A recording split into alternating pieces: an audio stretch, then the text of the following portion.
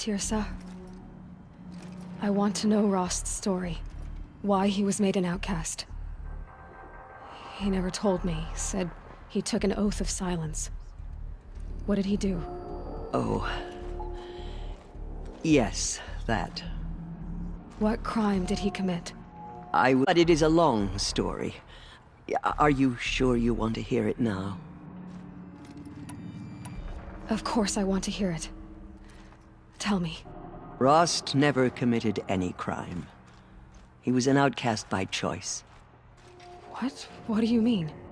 Many years ago, before the derangement, before the Red Raids, a band of murderous outlanders, 12 in number, struck without warning.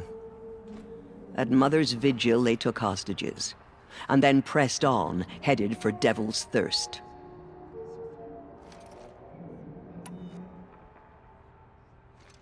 Mother's Vigil? Where's that? You would know it as the Forsaken Village, near the Karja border. But at the time, many families lived there. Rost's was one of them. His mate was killed fighting the Outlanders, and his daughter was among those taken hostage. His daughter? What was her name? Alana. She was just 6 years old. Nora Braves couldn't stop 12 Outlanders? Or rescue the hostages? It was quite impossible. We outnumbered them, but every time a Brave came within bowshot, the Outlanders killed a hostage. What did they come here to do? That was never discovered. We couldn't track closely enough. Oh, they camped beyond Devil's Thirst for 2 days. There were reports of strange noises. And then, as suddenly as they came, the Outlanders made their way back to the border and disappeared. What happened to Rost's daughter? She was killed? Rost was one of the Braves who tracked the Outlanders, keeping his distance. There were 6 hostages still alive when they reached the border, Alana among them. Rather than release them, the Outlanders slit their throats and left the corpses just across the border, mocking us. Why? Cruelty. They knew the faithful Nora would not leave the sacred land to collect the bodies, let alone pursue them. They thought themselves safe from our vengeance. Are you saying that Rost went after them? That he became an exile? No.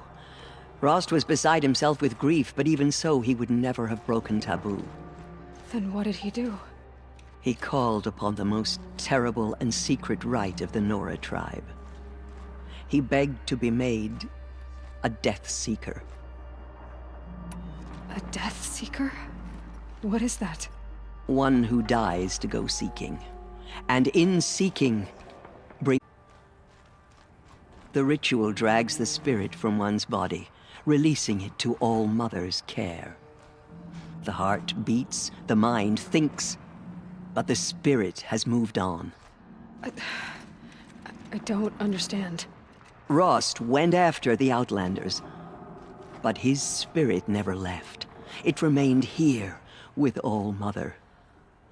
He gathered the bodies of the slain and returned them. And then he set out in pursuit, not as an exile, but a weapon of vengeance. A barbed arrow shot from a bow, never to return.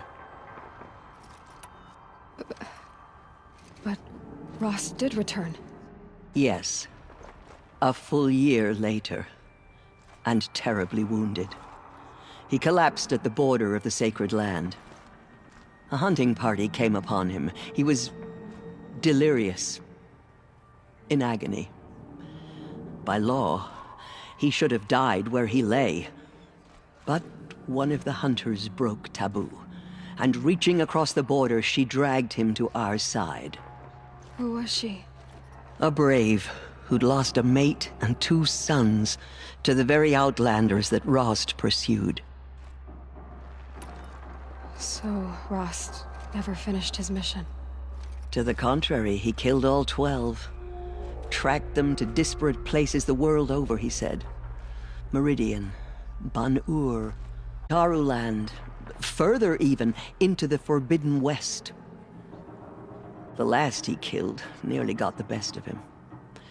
Wounded, he stumbled and crawled back to us, hoping to die as close to the sacred land as he could.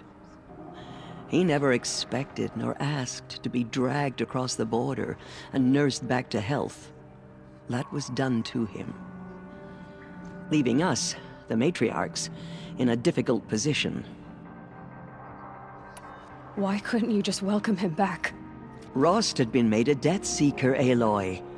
He no longer had any place among the tribe. By law, he should have been driven back out. But we couldn't bring ourselves to do that, so we offered a compromise. You made him an outcast. Yes. We offered to do so on the condition he never speak to anyone of this exception. After all he did, all he suffered, to be declared an outcast was his reward. Rost was overjoyed. He never expected to live another day in the sacred land, let alone the embrace, so close to the goddess. He resolved to spend the rest of his days in solitude, and was happy to do so.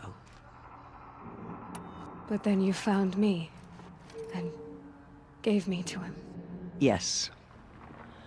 Another compromise. Feared you, and would not let you be raised by the tribe. And so we turned to Rost. I knew that he would take care of you, bring you up, teach you to worship All-Mother and respect the ways of the tribe. He certainly tried anyway. You took a man who'd lost his daughter and made him raise an infant girl? Doesn't that strike you as callous? I'm inclined to think the course of events has shown the wisdom of our choice. And I'm quite certain that from the moment he laid eyes on you, he saw you as a gift and never a burden. All right, dear sir, that's quite a story. It's time for me to move on. I thank you for doing what you could to help me through the years, and for telling me Rost's story. I wish I could have done more, but I am just one woman. As am I. No need to sell ourselves short.